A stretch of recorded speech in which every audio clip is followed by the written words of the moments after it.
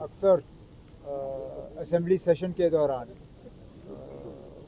Honourable MLAs के तरफ से शिकायत आती है डॉक्टरों की कमी की और फिर टीचर और लेक्चरार की कमी की। अब हमने बीच बीच में ये पोस्ट जो है फिलअप के लिए रेफ़र किए हैं। आजकल पोस्ट भरने में टाइम पहले से थोड़ा ज़्यादा लगता है, क्योंकि मुझे याद नहीं है हमारे दौर में इससे पहले सीआईडी का इतना बड़ा रोल रहता था अपॉइंटमेंट्स में जितना आज रहता है।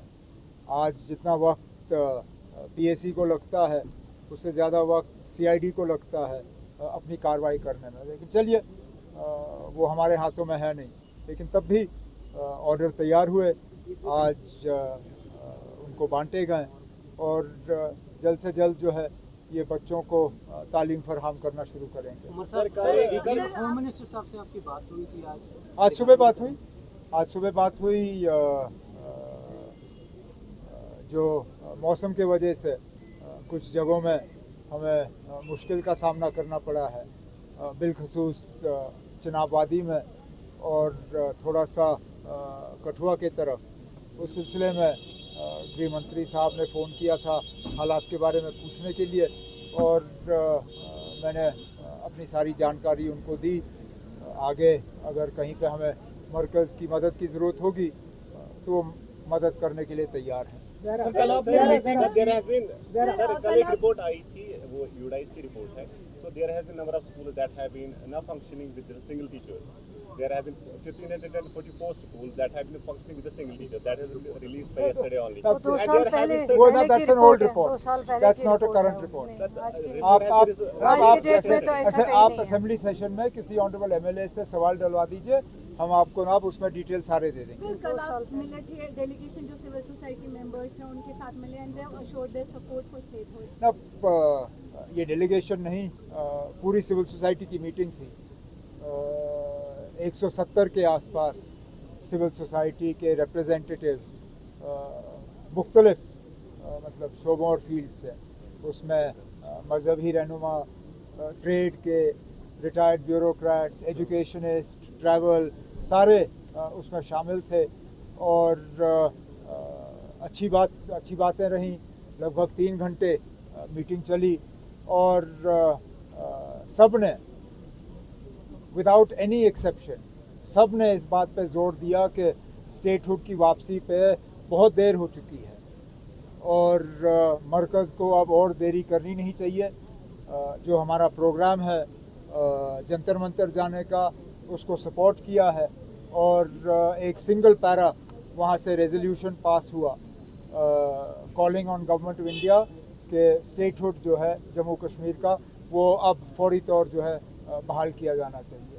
सर, एक तरफ से जहां दुनिया अमन की पोशा थी, अमन के लिए पूरा दुआ कर रही थी, अब ईरान और अमेरिका के दरमियान जो कशीदगी वो बढ़ गई है। डोनाल्ड ट्रंप की जानिब से ट्वीट भी आया है कि MOU जो साइन होगा, किस तरह से देखते हैं सर इस डेवलपमेंट? तब हम तो चाहते हैं कि अमन बना रहे वहाँ पे। हम तो पहले दिन से कहते आए ना कि ये जंग जो है ये एक नाजायज़ हमला एक मुल्क के ऊपर हुआ। अब अमेरिका के सदर जो हैं, बार बार कहता हूँ, पता नहीं चलता वो 1 घंटे में 3-4 अलग अलग जो है बयान दे देते हैं। अब हमारी तो यही तमन्ना है कि सीज़ फायर जो है वो परमानेंट हो, जंग ख़त्म हो, अमन जो है वो दोबारा बहाल हो और जो ट्रेड पे स्ट्रेट ऑफ हॉर्मुज़ की वजह से रुकावट बनी हुई है वो रुकावट हटे, क्योंकि उसका हर किसी पे असर पड़ रहा है। यहाँ के तरक्याती काम पे असर पड़ रहा है। आज अगर आप देखें तो ब्लैक टॉपिंग का जो सिलसिला है वो लगभग रुका हुआ है इस वजह से, क्योंकि तेल की कीमतें बढ़ गई और लोग जो हैं पुरानी रेट पे मैकडम सप्लाई करना नहीं चाहते। उसका भी हम कोई इलाज ढूंढने की कोशिश कर रहे हैं, लेकिन सबसे बड़ा इलाज यही होगा कि जंग ख़त्म हो और तेल की कीमतें जो है वो आहिस्ता आहिस्ता फिर कम हो जाएँ। That's it. Indus Water Treaty पर both countries are escalating. कोई यहाँ से कोई एस्केलेशन नहीं हुआ है। यहाँ से कौन सी इंडस वाटर ट्रीटी कभी जम्मू कश्मीर के लोगों के हक में नहीं है। हमें पहले दिन से इस इंडस वाटर ट्रीटी की हमने इसकी मुखालफत की। हमने कहा कि जम्मू कश्मीर के साथ हिंदुस्तान और पाकिस्तान का सबसे बड़ा धोखा अगर रहा वो इंडस वाटर ट्रीटी रहा, क्योंकि हमारी दरियाओं पे हमें कोई कंट्रोल नहीं। तो यहाँ से तो एस्केलेशन हुआ नहीं, इंडिया ने इंडस वाटर ट्रीटी को सस्पेंड किया हुआ है, वहाँ से जंग की धमकी दी जा रही है। अब उसका जवाब मैं यहाँ से नहीं दूंगा, वो तो मरकज की हुकूमत ने दे दिया है। सर आपने इनवाइट किया है इंडिया ब्लॉक लीडर्स को to join you at Jantar Not just India bloc. Invitations for Jantar Mantar have been prepared. They are going out.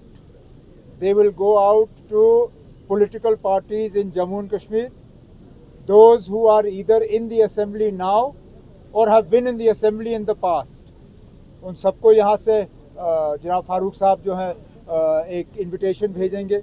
उसके साथ साथ इंडिया ब्लॉक के तमाम लीडर और फिर वो पार्टियाँ जो ना इंडिया ब्लॉक के साथ हैं या ना एनडीए के साथ, मिसाल के तौर पे आम आदमी पार्टी है, अकाली दल है, बिजू जनता दल है, तेलंगाना की पार्टियां हैं, ओवैसी साहब की पार्टी है, कई सारे मायावती जी हैं, बहुत से ऐसे लीडर हैं जो एनडीए के साथ भी नहीं हैं और इंडिया ब्लॉक के साथ भी नहीं हैं।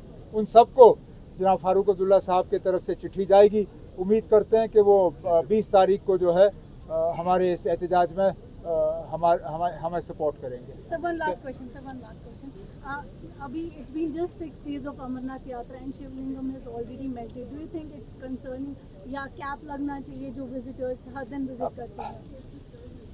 विजिटर्स पे कैप लगा हुआ है, हम भूल जाते हैं।